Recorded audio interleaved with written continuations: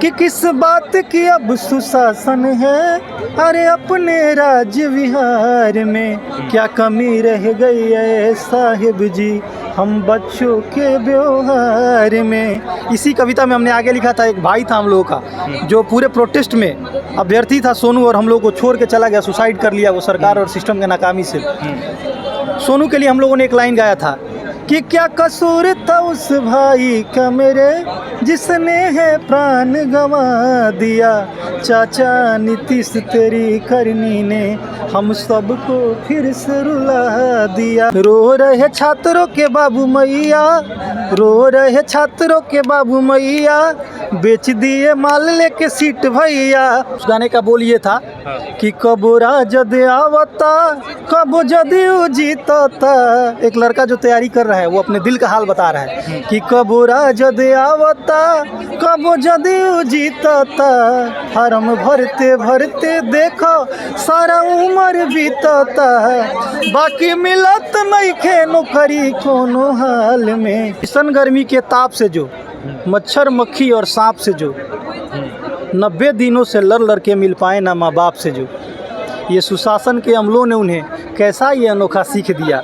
हम मांगते रह गए री एग्जाम, किसी ने ना हक का भीख दिया, किसी ने ना हक का भीख दिया। कि भैया हो जाओ मिलके तैयार रे, राह देखे बिहार रे। निश्चित रूप से हाई कोर्ट से हम लोगों को संतोषजनक निर्णय तो नहीं मिल पाया है, लेकिन अभी भी हमारे पास सर्वोच्च न्यायालय का एक ऑप्शन है, एक विकल्प है। और हम तमाम छात्र जो लोग भी इस बीपीएससी प्रोटेस्ट में थे, जो आंदोलन में थे, जो लोग लगातार संघर्ष किए हैं, जो सड़कों पर रहे हैं, जो इस भीषण और कड़ाके ठंड में अपने आप को तपाए हैं, वो लोग अब सर्वोच्च न्यायालय का दरवाज़ा खटखटाएंगे।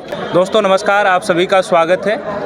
जैसा कि आप लोगों को पता है, पटना हाई कोर्ट ने अपना जजमेंट दे दिया है, जिस प्रकार से लगातार छात्र 3 महीने से प्रोटेस्ट कर रहे थे बीपीएससी एग्ज़ाम हुआ उसके लिए, री एग्ज़ाम के लिए, और निर्णय जो आया छात्रों के लिए उनके हित में नहीं है और छात्र उससे खुश भी नहीं है। छात्रों का जो दर्द है, कुछ छात्रों ने कविता के माध्यम से दर्द को बयां किया है। हमारे साथ कवि जी हैं रवि कुमार, इनको देखा ही होगा आप, लगातार सक्रिय रहे आंदोलन में, आज हमारे साथ फिर से हैं और हम जानते हैं आखिरकार ये क्या कहना चाहेंगे अपनी कविता के माध्यम से, और बीपीएससी के बारे में जो क्या प्लानिंग आगे चल रही है, क्या रणनीति चल रही है। हाँ जी रवि जी, बहुत बहुत स्वागत है आपका। सबसे पहले तो बहुत धन्यवाद, आपके चैनल के माध्यम से जो लोग भी देख रहे हैं उनको बहुत धन्यवाद। और निश्चित रूप से हमने पिछले दिनों जो बीपीएससी की आंदोलन हुई थी उसमें हम लोगों ने कविता गाया था और लोगों ने पसंद भी किया था। तो निश्चित रूप से हम लोग तमाम लोग अपने शब्दों के माध्यम से इस आंदोलन को हम लोगों ने धारदार बनाया था, और जब भी आवश्यकता होगी हम अपने शब्दों से और अपने कलम के माध्यम से क्रांति करने का प्रयास करेंगे। जी, उनको शब्दों और कलम की इतनी ताकत होती है कि जहाँ पर लाठी डंडे काम नहीं करते, वहाँ पे कलम और हमारी जो शिक्षा है वो काम कर जाती है। जैसे आपने बोला है, क्या कहना चाहेंगे आज? देखिए, निश्चित रूप से जिस प्रकार की कल माननीय न्यायालय का फैसला आया है, हम छात्रों की उम्मीदों की कसौटी पे खरा तो नहीं उतरा, क्योंकि हम लोगों ने जो संघर्ष किया था पिछले 100 दिनों से पटना के गर्दनी बाग में बैठ के, हम लोग उम्मीद किए थे कि फैसला जब भी न्यायालय का आएगा हम तमाम छात्रों के हित में आएगा, हमारे पक्ष में आएगा। लेकिन जैसा फैसला आया हम लोगों को भावुक कर दिया।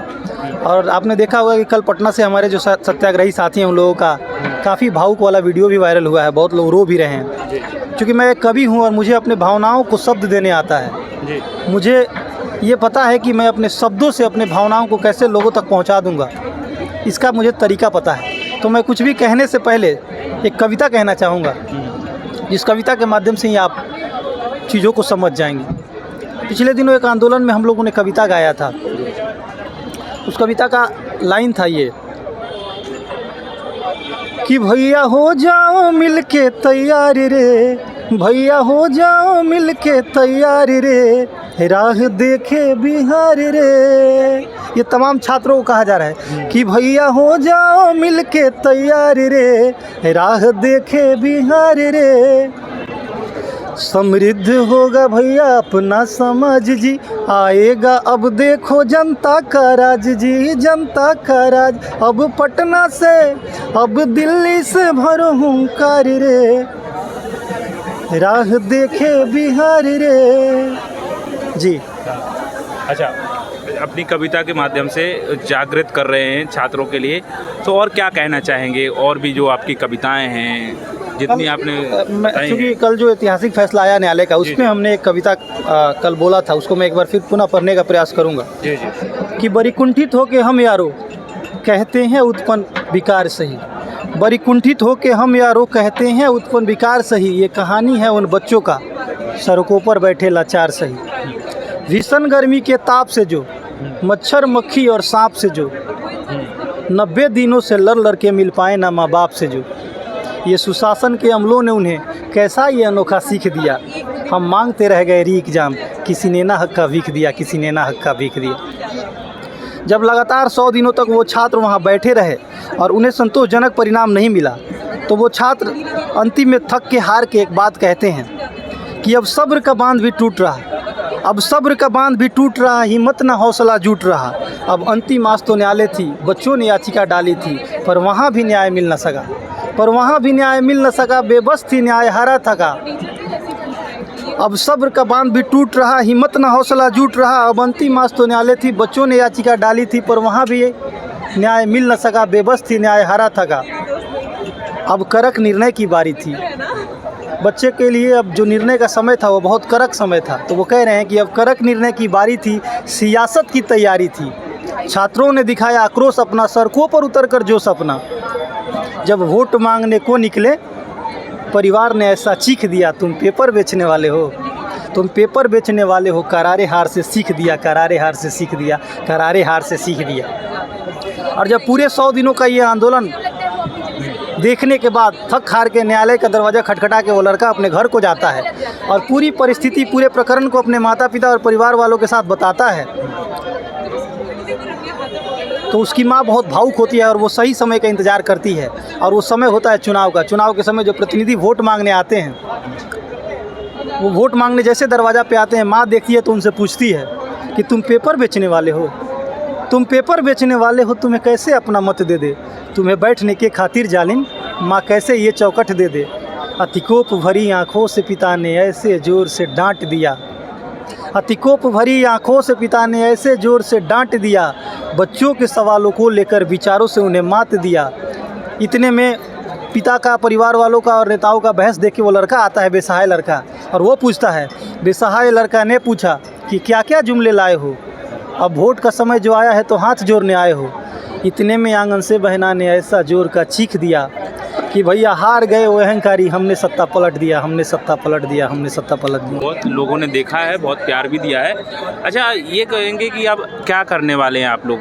जो हाई कोर्ट से आप लोगों की उम्मीदें थी, तो हाई कोर्ट का जो फैसला आया, कहीं ना कहीं आप लोगों के लिए वो खुश करने वाला फैसला नहीं है। अब क्या आगे जाने की प्लानिंग है आप लोगों की, रणनीति क्या है? देखिए, इस देश में जुडिशरी का कुछ फोरम है, कुछ प्रोसेस है, कुछ जुरिडिक्शन है जी। और चैन भी बना हुआ है। सिविल कोर्ट है, उसके ऊपर हाई कोर्ट है, उसके ऊपर सुप्रीम कोर्ट है। निश्चित रूप से हाई कोर्ट से हम लोगों को संतोषजनक निर्णय तो नहीं मिल पाया है, लेकिन अभी भी हमारे पास सर्वोच्च न्यायालय का एक ऑप्शन है, एक विकल्प है। और हम तमाम छात्र जो लोग भी इस बीपीएससी प्रोटेस्ट में थे, जो आंदोलन में थे, जो लोग लगातार संघर्ष किए हैं, जो सड़कों पर रहे हैं, जो इस भीषण और कड़ाके ठंड में अपने आप को तपाए हैं, वो लोग अब सर्वोच्च न्यायालय का दरवाज़ा खटखटाएंगे। और निश्चित रूप से ये तैयारी भी चल रही है। पटना के जो हमारे साथी हैं, उन लोगों ने लगातार इस चीज़ को लेकर कवायद कर रहे हैं। और अब हमारी जो अगली कड़ी और कदम होगा वो सर्वोच्च न्यायालय की तरफ होगा, हमारा रुख सर्वोच्च न्यायालय की तरफ होगा। और निश्चित रूप से सर्वोच्च न्यायालय हम तमाम छात्रों के पक्ष में फैसला देगा और हम तमाम लोगों की फिर से जीत होगी। अच्छा, एक बात ये है कि ये बताइए कि आपको कब शौक़ लगा है कि हम कवि हैं, कवि बनना चाहिए?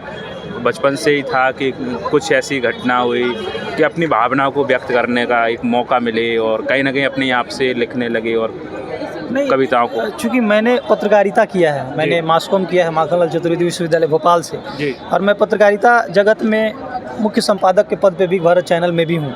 लेकिन इसके अलावा मैं समाज की तमाम कुरीतियों पे लिखता हूँ, समाज की कुरीतियों पे गाता हूँ। और हमारा क्षेत्रीय भाषा भोजपुरी है, बिहार के लोग हम लोग हैं, हमारे यहाँ भोजपुरी भाषा को गाया जाता है, तो हमने भोजपुरी में भी बहुत सारे गाने लिखने का काम किया है। अच्छा। बहुत सारा क्षेत्रीय गाने लिखा, गाते भी होंगे कुछ? लिखता हूँ और उसको गा भी लेता हूँ। अच्छा अच्छा, कुछ सुनाना चाहें तो सुना सकते हैं। हाँ, मैंने पिछले दिनों ये गाना लिखा था, हाँ। ये सोशल रिफॉर्म पे ही वो गाना था। हाँ। उस गाने का बोल ये था हाँ। कि कबो राजद आवता कबो जदयू जीतता। एक लड़का जो तैयारी कर रहा है वो अपने दिल का हाल बता रहा है कि कबो राजद आवता कबो जदयू जीता था, फार्म भरते भरते देखो सारा उम्र बीता था, बाकी मिलत नहीं खे नौकरी कोनो हाल में, फंस गई नी जंजाल में ना। तो ये सब चीज़ें हम लोगों ने भोजपुरी में लिखा है। छात्रों के ऊपर बहुत सारी आपकी कविताएं हैं। हाँ, छात्रों के ऊपर आंदोलन में एक बहुत ज़्यादा पसंद किया गया था कविता। जो लोग कह रहे हैं कि बिहार में सुशासन की सरकार है, उस पर हम लोगों ने लिखा था कि किस बात की अब सुशासन है, अरे अपने राज्य बिहार में क्या कमी रह गई है साहिब जी हम बच्चों के व्यवहार में। इसी कविता में हमने आगे लिखा था, एक भाई था हम लोगों का जो पूरे प्रोटेस्ट में अभ्यर्थी था सोनू, और हम लोग को छोड़ के चला गया, सुसाइड कर लिया वो सरकार और सिस्टम के नाकामी से।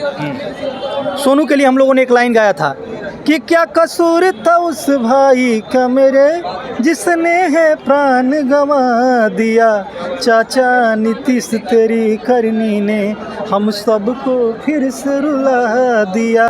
तो ये सारी कविताएं थी जो हमने वहाँ गाया था। अच्छा, जो सोनू भाई नहीं रहे, उनके लिए उनकी आत्मा को शांति पहुँचे। अच्छा, ऐसी क्या घटना हुई उनके साथ, क्या ऐसा हुआ था उनके लिए? देखिए, निश्चित रूप से सोनू हम लोगों का भाई था और अभ्यर्थी था, वो तैयारी करता था सिविल सर्विस का। लेकिन चूंकि एक दो अटेम्प्ट देने के बाद जब सिस्टम में ऐसे लूफॉल्स हुए तो सोनू जो है वो अपने हिम्मत को हारता हुआ महसूस किया, टूटता हुआ महसूस किया और उसने ऐसा कदम उठा लिया। लेकिन निश्चित रूप से सोनू के साथ हम तमाम अभ्यर्थियों का संवेदना है। हम तमाम अभ्यर्थी आज भी सोनू को उसी रूप में देखते हैं और निश्चित रूप से यदि सोनू एक ऐसा क्षति है, ऐसा अपूरणीय क्षति है जिसकी भरपाई अब नहीं हो सकती है, तो हम तो सरकार से ये भी आग्रह करेंगे कि सोनू के परिवार के लिए भी एक मुआवजा राशि, और साथ ही उसके परिवार में कोई कमाने वाला नहीं है, वो एक सिंगल व्यक्ति था जो तैयारी कर रहा था, तो उसके परिवार के लिए कोई यदि अनुकंपा पे किसी प्रकार की रोजगार की व्यवस्था हो जाए तो सरकार कर देती है। सरकार की तरफ से अभी कुछ भी नहीं हुआ उसमें? नहीं, हम लोगों तो पिछले दिनों एक टेलीविजन चैनल पे बैठे थे लाइव डिबेट में, तो हमने सरकार के प्रवक्ताओं से भी ये बात रखी थी, तो उन लोगों ने बोला था कि हमारा संवेदना उनके साथ है। लेकिन हमने पूछा था कि मैडम क्या संवेदना से उनके परिवार की ये क्षतिपूर्ति हो जाएगी? तो निश्चित रूप से अभी तक कोई संतोषजनक सामग्री उपलब्ध नहीं किया गया है, ना संसाधन उपलब्ध कराया गया सोनू के लिए। अच्छा, कभी अभी तक जो आपका जितना भी समय दिया है कविताओं के लिए, सबसे बेहतरीन जो अपने आप को लगा है कि आज हमने उस मुद्दे पे उठाए, वो कविता जो याद हो आपको, कहना चाहें अभी तक की? जो नहीं, पिछले दिनों बीपीएससी में ही एक और कविता वायरल हुआ था जिसमें हम लोगों ने टिप्पणी किया था जी। अरे छोटे छोटे भाइयों के बड़े भैया, छोटे छोटे भाइयों के बड़े भैया, बेच दिए माल लेके रुपैया, छोटे छोटे भाइयों के बड़े भैया, बेच दिए सीट लेके रुपैया, रो रहे छात्रों के बाबू मैया, रो रहे छात्रों के बाबू मैया, बेच दिए माल लेके सीट भैया। ये हम लोगों ने आंदोलन में गाया था। फिर उस पर गाया था, जो लोग कहते हैं कि प्रमाण लेके आओ, उस पर हम लोगों ने लिखा था, अरे कहते हो प्रमाण ले आओ, कहते हो प्रमाण ले आओ, पेपर लीक की जगह बताओ, 912 केंद्रों की साहब तुम ही हाल बताओ, तो लगता है डूबेगी जीवन की नैया, बेच दिए सीट लेके रुपैया। ये कविता बहुत ज़्यादा बीपीएससी प्रोटेस्ट में वायरल हुआ था। ये बहुत बढ़िया बात है। मतलब ये जो जब लिखते हो तो आप कैसे लिखते हो, क्या हेल्प लेते हो, या जो दिल में आता है, जो दिल में उतरता है उसी को आप लिख देते हो? मैंने पहले भी आपको बोला कि जो हम लोग लिखते हैं तो अपनी भावनाओं को शब्द देने का प्रयास करते हैं, और लेखन शैली जो है एक निरंतर प्रक्रिया है। आप भी लिखना शुरू करेंगे तो आप भी धीरे धीरे लिखते लिखते लिखना जान जाएंगे कैसे लिखा जाता है। बाकी कोई बहुत बड़ी काम तो मुझे नहीं लगती है, लिखना बहुत बड़ी काम है जी। अच्छा, और क्या कहना चाहते हैं? और निश्चित रूप से उन तमाम छात्रों से हम कहना चाहेंगे जो लोग माननीय न्यायालय के फैसला से नाराज़ हैं, भावुक हैं, दुखी हैं, उन लोगों से भी एक आग्रह करना चाहेंगे कि बहुत टूटने की, बहुत रुकने की आवश्यकता नहीं है। ये समय है, बदल जाएंगे, हिम्मत रखिए। और हम लोग लगातार इस चीज़ के लिए कवायद कर रहे हैं कि जहाँ से जस्टिस हो पाए, जहाँ से जस्टिस मिल पाए, उन जगह तक जाया जाए। और निश्चित रूप से आप 71वीं प्रारंभिक परीक्षा की भी तैयारी करें, क्योंकि इस आंदोलन और अनशन के चक्कर में कहीं ऐसा नहीं हो कि आपकी पढ़ाई जो है वो ख़त्म हो जाए, आप भूल जाएं चीज़ों को। तो आप पढ़ाई भी निरंतर प्रयास रखें, और समय मिले तो आप तमाम चीज़ों पे भी नज़र रखें जहाँ से आपको कोई संकेत मिल पाए। बहुत धन्यवाद, बहुत प्रणाम, नमस्ते। बहुत बहुत धन्यवाद आपका रवि जी। ऐसी ही हम मुलाकात करते रहेंगे, और जितने भी तमाम श्रोता हैं, देखने वाले हैं, सभी को आपका मनोरंजन और साथ में आपकी जो भावनाएं हैं वो आप शेयर करने की कोशिश करेंगे आपको यदि समय मिलता है तो। बहुत धन्यवाद आपका, क्योंकि आपने दिल्ली में भी हम लोगों को मौका दिया। हम लोग निश्चित रूप से पिछले 3 महीने से पटना में थे और वहाँ अपनी बातों को रख रहे थे, लेकिन बहुत धन्यवाद आपके चैनल को और आपको प्रकाश जी स्पेशली कि आपने हम तमाम छात्रों को एक मंच दिया, एक मौका दिया और मुझे भी अपने कविता प्रदर्शन का एक मौका दिया। इसके लिए बहुत धन्यवाद, दिल से साधुवाद। थैंक